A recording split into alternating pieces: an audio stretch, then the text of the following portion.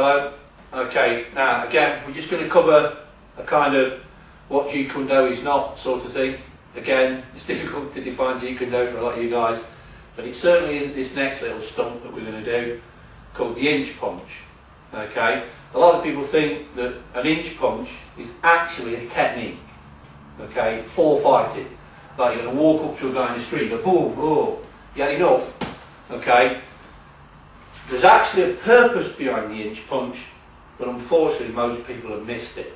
Okay, the purpose behind the inch punch, as we'll see in a moment, okay, is very, very useful. So I'm just going to show you an inch punch, okay, 2-inch punch or whatever you want to call it. Okay, kind of looks like Danny's about to jump out of a plane at the moment, but he's just protecting his rib cage and everything. Okay, and his solar plexus. I'm not going to get mad with this because I don't want to hurt Danny or anything like that, but we're just going to show you what the inch punch is. It's normally done with the hand very loose close to the mitt here, or a finger extended version of 2 or 3 inches away. Okay, and it shows you as well how to get something more out of the wrist as well in the punch. It shows you about proper balance through the structure of what you're doing, but the most important thing here is constant forwards energy. Okay, when you see this, everything's going from there. There's no pull back, okay, only in the hip. Okay, so if we just do this lightly and get this out of the way, and then we'll explain why it's done. Okay, okay, alright, okay, we'll do that one more time. Danny's still alive, so that's alright. Okay, go right there. Again, just watch the hand position, watch the turn in the foot. Okay, it's very simple, there's no mystery to it, it's just mechanics. Okay, alright. Now, if we just lob the paraphernalia away, what is behind that? What's the reality behind that? Okay, the reality behind that is when I get somewhere like this, or somewhere in a fight where our hands are close, what have I learned from that?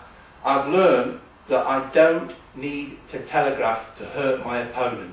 Okay, so I don't need to pull this arm away to whack him from there, because look, I'm going backwards to go forwards, I've lost a beat of time, and he can defend again. Or of course he could just hit me.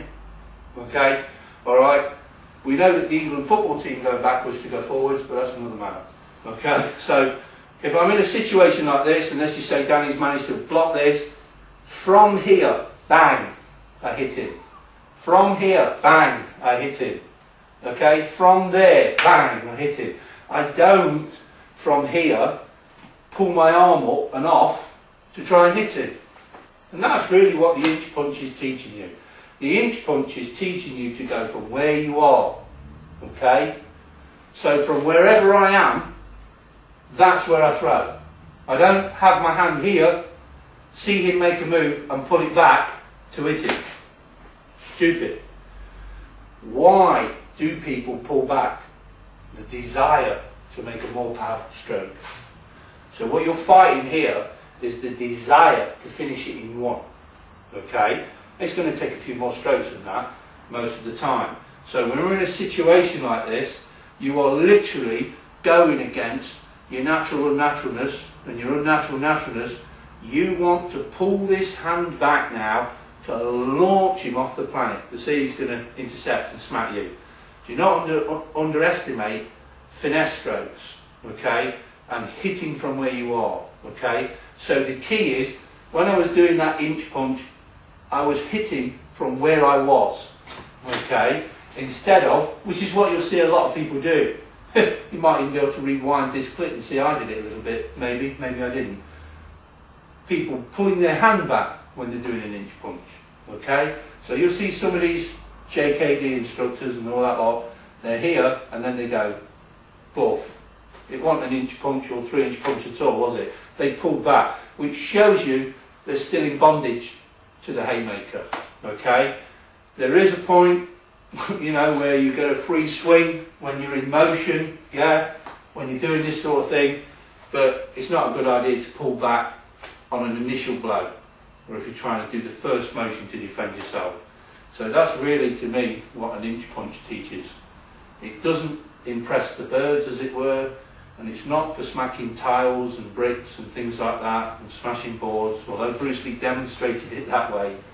He was just putting a point across that most people couldn't see past the sensationalistic side of it. Okay, so that's what it's for. Okay, thanks for watching.